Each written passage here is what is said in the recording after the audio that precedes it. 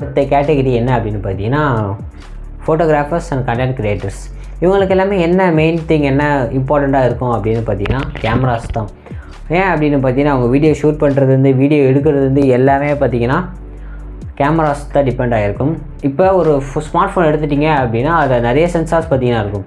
Main sensor இருக்கும், ultra wide sensor இருக்கும், telephoto இருக்கும், பெரிஸ்கோப் இருக்கும். இந்த மாதிரி நிறைய டைப் ஆஃப் சென்சார் இருக்குது. இது ஒன்றும் ஒரு ஃபங்க்ஷன் பார்த்திங்கன்னா செய்யும். நான் இப்போ நீங்கள் பார்த்துட்டு இருக்க வீடியோ பார்த்தீங்கன்னா மெயின் சென்சாரில் இருக்கிறது. இதே அல்ட்ரா வைட் இருந்துச்சு அப்படின்னா இன்னும் கொஞ்சம் ஃப்ரேம்ஸை வைடாக பார்த்தீங்கன்னா காட்டும். இதே டெலஃபோட்டோ இருந்துச்சு அப்படின்னா உங்களுக்கு நல்ல போர்ட்ரேட்ஸ் கிடைக்கும். அதாவது 2x 3x ஆப்டிக்கல் ஜூம் கிடைக்கும். ஆப்டிக்கல் ஜூம் அப்படின்னும் போது நீங்கள் நார்மலாக ஜூம் பண்ணிங்கன்னா உங்களுக்கு பார்த்திங்கன்னா குவாலிட்டி லாஸ் ஆகும். அதுவே ஆப்டிக்கல் ஜூம் டெலஃபோட்டோ வச்சு பண்ணிங்களா இல்லை பெரிஸ்கோப் வச்சு பண்ணிங்க அப்படின்னா உங்களுக்கு குவாலிட்டி பார்த்திங்கன்னா லாஸே ஆகாது. ஒரு நல்ல ஃபோட்டோ பார்த்திங்கன்னா உங்களுக்கு கிடைக்கும்.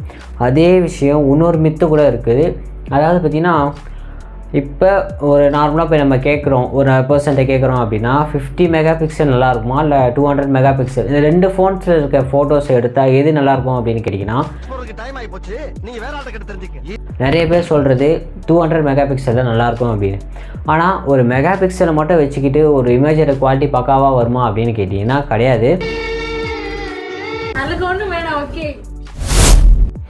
அதுக்கு பார்த்தீங்கன்னா சென்சார் பார்த்தீங்கன்னா கரெக்டாக இருக்கணும். இப்போ நீங்கள் பார்த்துட்டு இருக்க சென்சார் பார்த்தீங்கன்னா சோனியோட IMX880 சென்சார்.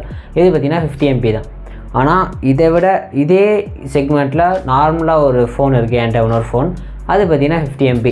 இதோட ரெண்டோட ஃபோட்டோஸும் நான் பார்த்தீங்கன்னா அட்டாச் பண்ணுறேன். இதில் எது உங்களுக்கு நல்லாயிருக்கு அப்படின்னு பாருங்கள். அது பார்த்திங்கன்னா அதில் சென்சார்லாம் அந்தளவுக்கு கிடையாது, வெறும் 50 MP தான், நார்மலான ஒரு ஃபோன் தான். நெக்ஸ்ட்டு பார்த்தீங்கன்னா பேட்ரிஸ். ஏன் ப்ரோ அப்படிங்கிறது, ஒரு வீடியோ ரெக்கார்டிங் அப்படின்னும் போது 4K ரெசல்யூஷனில் 30 or 60 பார்த்தீங்கன்னா ஷூட் பண்ணும்போது பேட்டரியை பார்த்தீங்கன்னா அதிகமாக கன்சியூம் பண்ணும். அதனால் பேட்டரிஸ் பார்த்தீங்கன்னா நிறைய தேவைப்படும். ஆல்சோ பார்த்தீங்கன்னா ப்ராசஸர் இம்பார்ட்டன்ட். ஏன் அப்படின்னு பார்த்தீங்கன்னா ஒரு ஃப்ளாக்ஷிப் ப்ராசஸர் இருந்தது அப்படின்னா 4K 60 4K 120 கூட வந்துச்சு. இப்போலாம் 8K எடுக்கலாம். ஆனால் 8K மோஸ்ட்லி நிறைய பேர் எடுக்க மாட்டாங்க.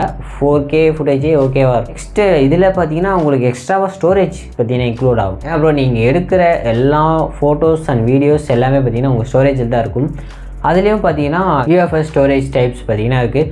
UFS அப்படின்றது யூனிவர்சல் ஃப்ளாஷ் ஸ்டோரேஜ் அப்படின்றத பார்த்தீங்கன்னா UFS அப்படி ஷார்ட்டாக சொல்லுவாங்க.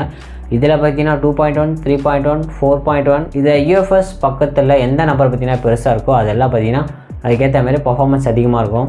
இதனால் உங்களுக்கு என்ன பெனிஃபிட் அப்படின்னு பார்த்தீங்கன்னா, இப்போ நீங்கள் ஒரு ஃபைலை ட்ரான்ஸ்ஃபர் பண்ணுறீங்க அப்படின்னும் போது இல்லை better read and right speed கிடைக்கும். அதனால் அந்த ஃபோட்டோஸ் இல்லை வீடியோஸ் ஃபாஸ்டராக லோட் ஆகலாம். அப்படி இல்லைனா உங்களுக்கு இந்த ஃபோல்டரில் அந்த ஃபோல்டர் மாற்றுறீங்க அப்படின்னும் போது ஃபாஸ்ட்டாக பார்த்தீங்கன்னா காப்பி பேஸ்ட் ஆகிடும். இதெல்லாம் பார்த்தீங்கன்னா உங்களுக்கு தேவைப்படும் நீங்கள் ஒரு ஃபோட்டோகிராஃபராக இல்லை கண்டென்ட் க்ரியேட்டராக இருந்தீங்க அப்படின்னா. ஏன்னா டைமிங் பார்த்தீங்கன்னா உங்களுக்கு ரொம்பவே கம்மியாகும் ஒரு வெர்ஷன் மாற. நெக்ஸ்ட்